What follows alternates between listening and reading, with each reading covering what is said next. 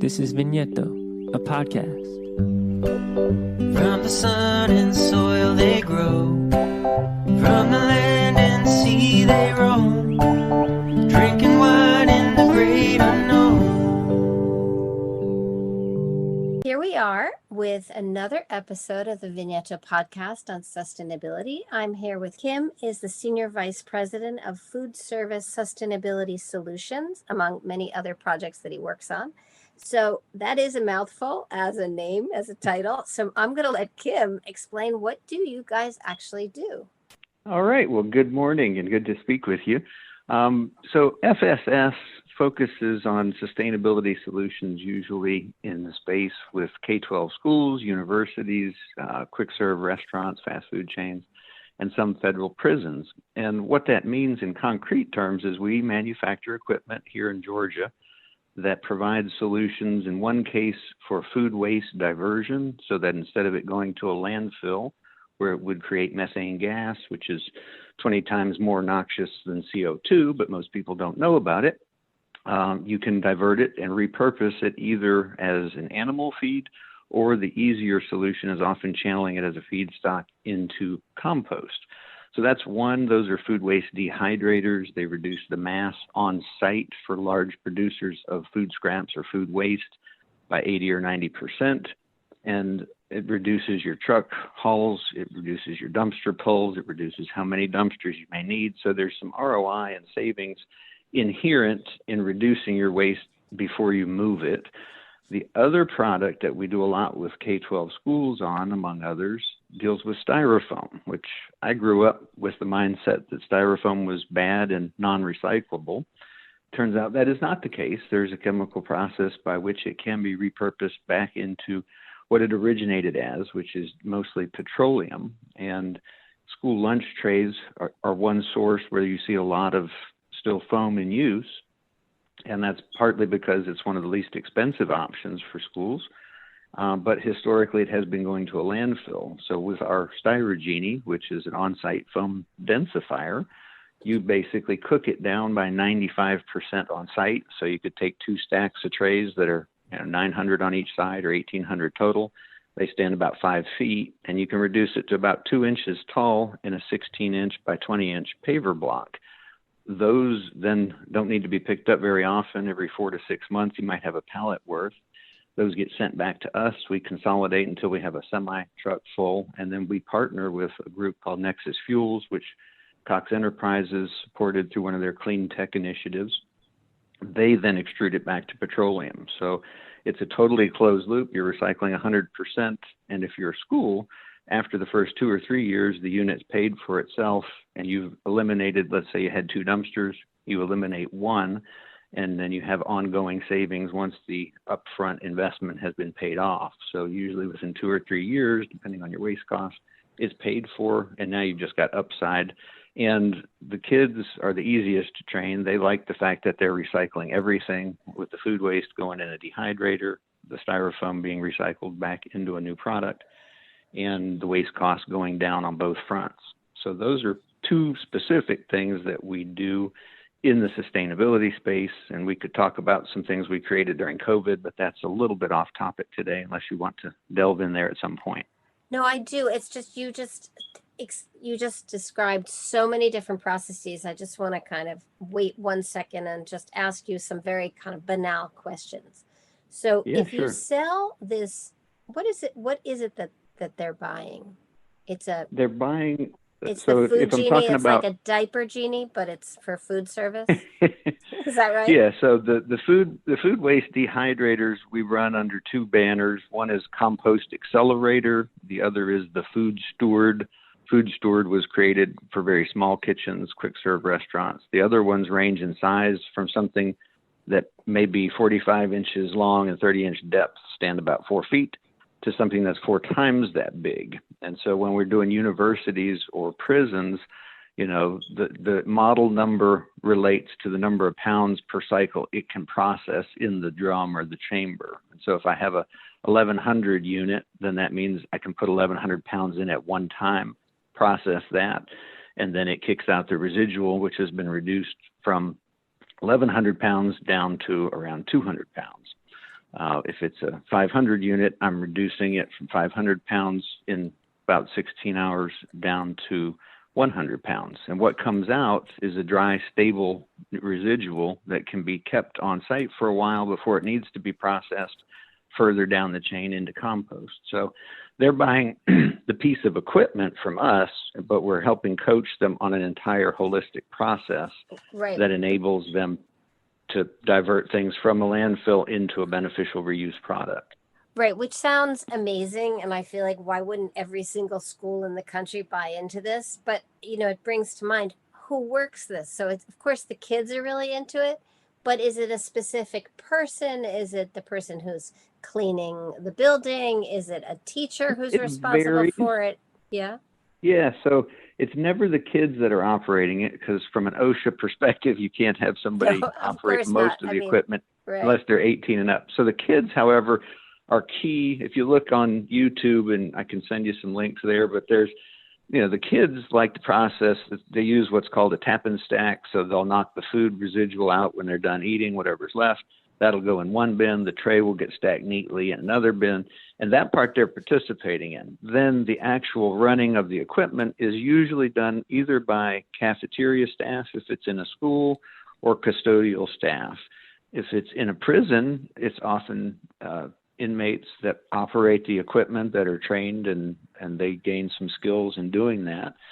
If you're talking about a quick serve restaurant, typically it's going to be a director or a leader. It's not going to be a teenager who's 16 or 17, but none of it's hard to operate. It's touch screen, pretty intuitive. And so it's kind of up to speed. Whereas when I started in this space, things were a little clunkier and old school. Nowadays, the teenagers would know how to run it better than some of the older folks like me, just based on how they spend most of their time on a digital screen. Right. So what would block? Why wouldn't a school buy it? It just sounds like kind of a no-brainer. I mean, they recycle everything, right? Well, it depends. So local infrastructure is going to be one part of the equation. So if I'm in an area that doesn't have a conveniently located compost yard, and, I'm going to have to figure out how to get it from A to B and set up a hauler, then that is less easy in some places than simply contacting your local large waste hauler and, where you already have a relationship. So one of it is infrastructure, but that's changed a lot in the last 20 years. So today, in many states, there's legislation that has kind of created the infrastructure. But, I live in a state in Georgia where there's no mandate to divert food waste the way there is in California or New England states. However, there's sort of a demand pull. The younger generation has different expectations, both of the supply chain that goes into making their food and what happens with the post-consumer waste. And so there are new chains coming into Atlanta that I've seen just in the last year or two, that, they're already attuned to the younger generation's mindset. So some of it will change because the market wants it. And even if there's no legislation, there's a group in Atlanta called the Foodwell Alliance. They're working with different cities to help create local, small mom and pop compost operators who then generate a compost that's used with local gardens to generate fresh produce that's then sold back to local restaurants. And so you're getting sort of a movement towards this farm to table. And also that happens with classrooms. So even when there's no mandate, and sometimes it's tricky making sure the infrastructure is in place. We're working right now with City of Alpharetta. They have a farm, and they're getting trained to be an official compost site through the U.S. Compost Council, I think. And so they'll be certified, and that then makes it easier for restaurants to go, okay, yeah, we'd like to do that. So it's a process, and not every place immediately has the outlet for the residual. In this case, we call dried food waste DFW, high in nutrients, high in nitrogen, but it still needs to be blended with carbon sources to make a finished compost. And so getting that infrastructure in place is often step one, and that can take a couple years. On the styrofoam, there's less of an obstacle, because when you densify something by 95%, you can ship it a long ways and still be more efficient and still have a lower carbon footprint than landfilling it. And so that one, there's less of an obstacle there. It's just about people being aware that you can do it. There are in some places styrofoam bans, and that's again based on sort of an old belief that it can't be recycled. So rather than create the infrastructure, in some places they just banned it. The challenge there is a lot of schools, don't have the budget to pay twice as much for school lunch trays. If they were doing disposable with styrofoam and it was going to a landfill, and now they switch to some kind of compostable product, they're paying 2 or 3 times as much. And again, if the infrastructure isn't there for the compostable product, it may still be going to the landfill. So a lot of complexity, in the early going in a given city or area, but things that are solvable. And so it's just trying to get infrastructure in place, trying to educate people on what can be recycled under what circumstances. And none of that happens quickly, but over the last 20 years, we've seen a tectonic shift. You've got 8 or 9 states out there with food waste mandates. You've got many that have municipalities. Which are the states that have food waste mandates? Well, California is probably the largest state that has one that's been phased in over 6 or 7 years. Current status is that as of January 1st, 2022, if you create more than 1 ton of food waste a week, which most commercial places would, then you have to have a diversion plan in place, and it's left to the municipalities to enforce and penalize if you don't, but the state's going to be penalizing the municipalities. So there's an incentive structure. They've used carrots and sticks, and the sticks are about to take effect there.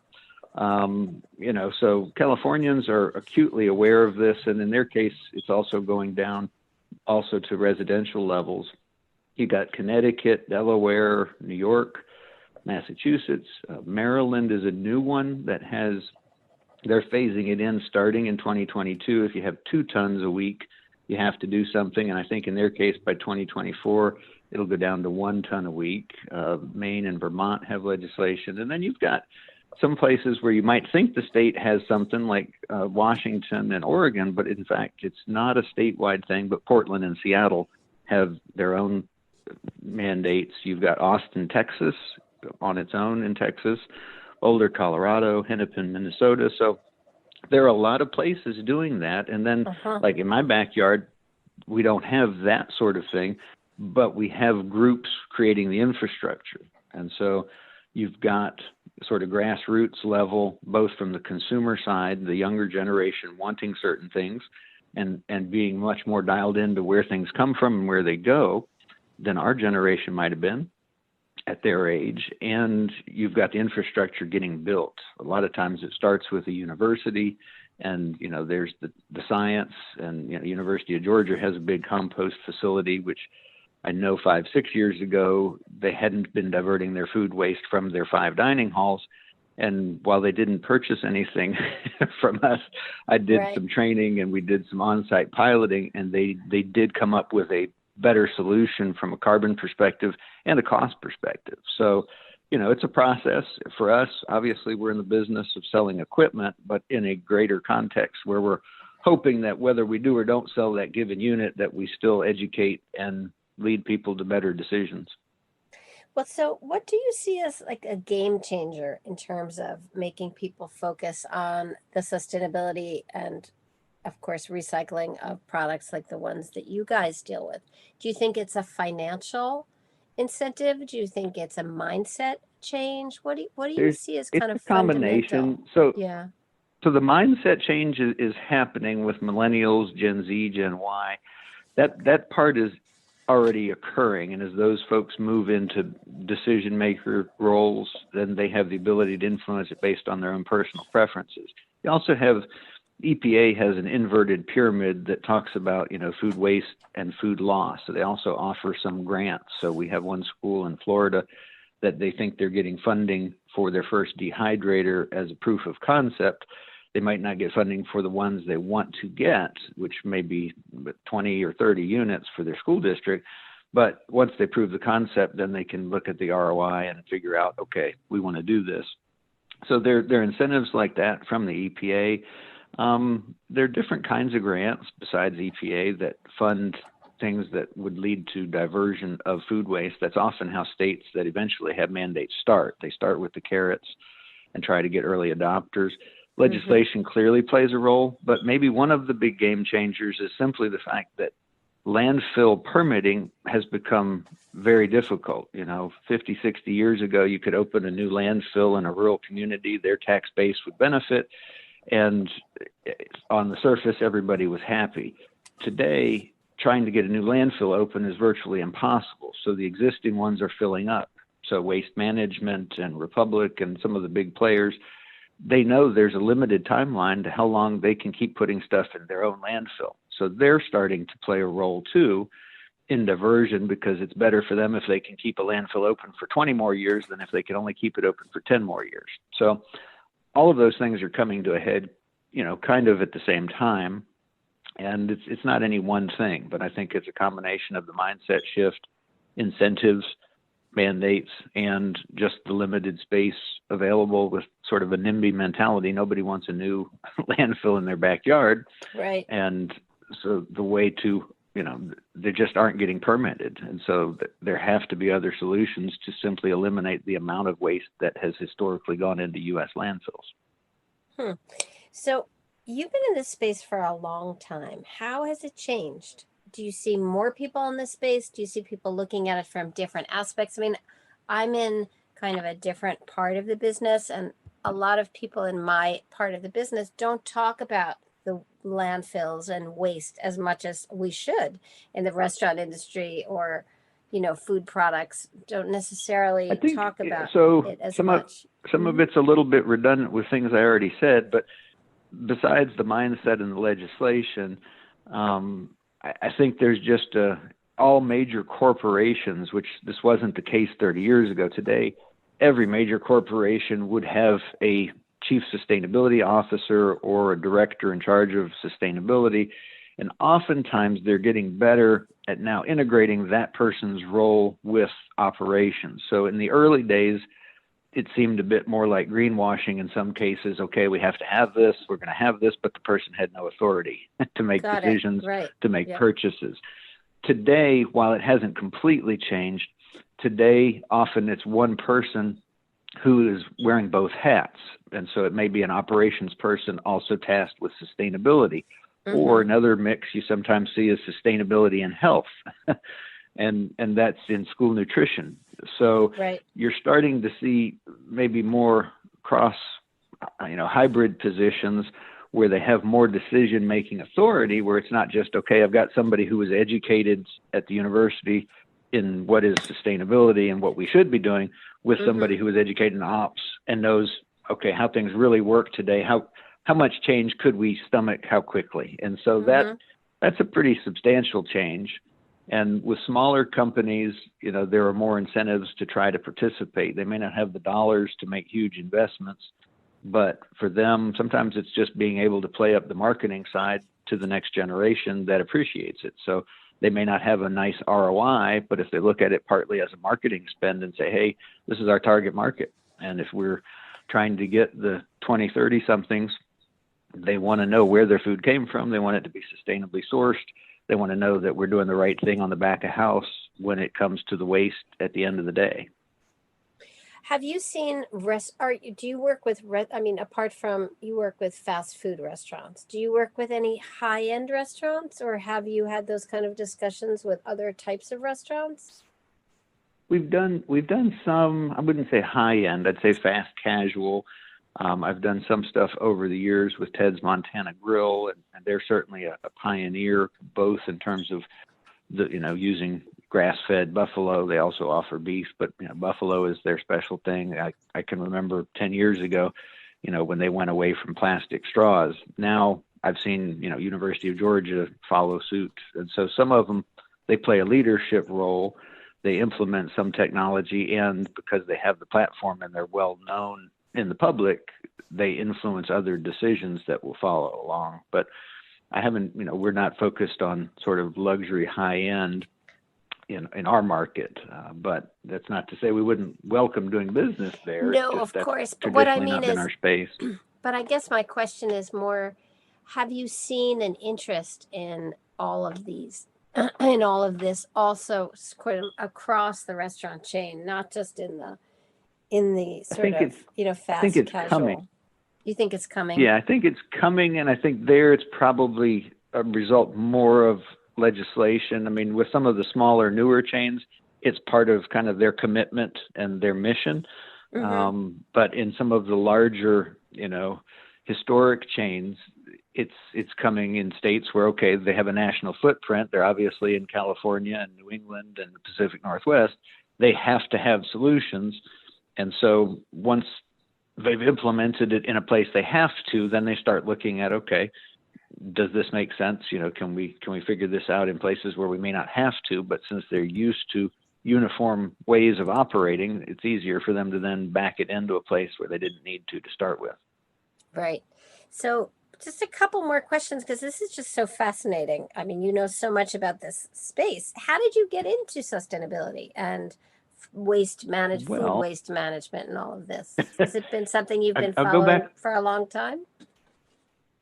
It's funny. I was trying to figure out sort of a common thread if we went back into my history. And so long ago, when I had been in Germany on a Fulbright, I ended up coming back and working there at the American Chamber of Commerce and spent 3 years in Germany. And Germany, let's say they're 20 or 30 years ahead of us. They kept doing after the 70s what we had started in the 70s and then abandoned in many cases with recycling, and they did it across the board. When I came back to the U.S., I had the chance to run a potting soils company for a German, and they had plants in 16 countries. I came back to run the U.S. and North America, and that got me into soils. And then one component part in soils was something that, some argue is not sustainable. That's sphagnum peat moss.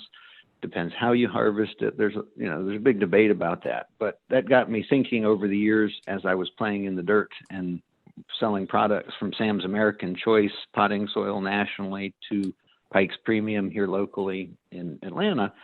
And I gradually started looking at feedstocks.